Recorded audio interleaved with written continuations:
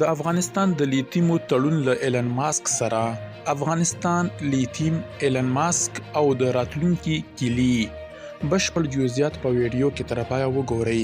پاتمنو لیدونکو ستړي مشئ. په داسې حال کې چې نړۍ د پاکې انرژي او نوې ټکنالوژي پر لور په چټکۍ روانه ده، لیتیم د نړیوال اقتصاد په یو ستراتیژیک او حیاتي فلز بدل شوی دی. دا هغه مهمه زیرمه ده چې د موبایل ټلیفونونو، برېښنایي موټرو، سولر سیسټمونو او د انرژي د ذخیرې په بنسټیزو برخو کې کاریږي. د نړیوالو راپورونو له مخې افغانستان د نړۍ له هغو هیوادونو څخه دی چې د لیتیم پراخې او لا نه استخراج شوي زیرمې لري.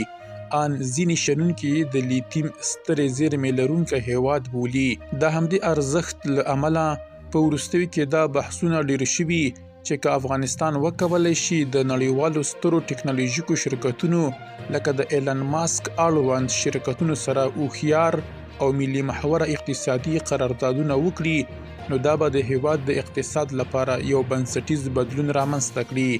د دغسې احتمالي همکارۍ په صورت کې افغانستان کولی شي طبیعي زیرمې برابرې کړي او په بدل کې پانګه، عصري ټکنالوژي او صنعتي تجربه ترلاسه کړي.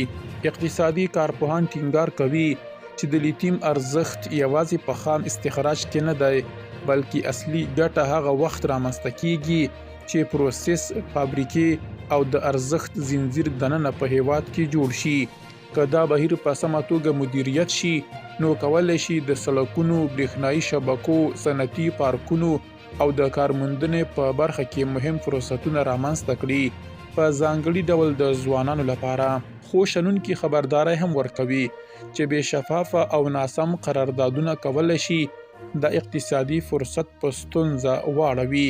له همدې امله د ملي ګټې ساتنه، شفافیت، قانوني چوکاټ، د ټکنالوژي انتقال او ملي نظارت هغه شرطونه دي چې پرته له هغوی هر ډول تړون به اوږدمهاله ګټه ونه لري. په ټوله کې لیتیم د افغانستان لپاره یوازې یوه طبیعي زیرمه نه ده، بلکې دا یو ستر اقتصادي فرصت دی. که سم مدیریت، ملي فکر او روښانه اقتصادي تګلاره موجوده وي، نو دا زیرمه کولی شي د هیواد د اقتصاد مسیر بدل کړي او افغانستان له مصرفي اقتصاد څخه د تولید پر لور بوځي.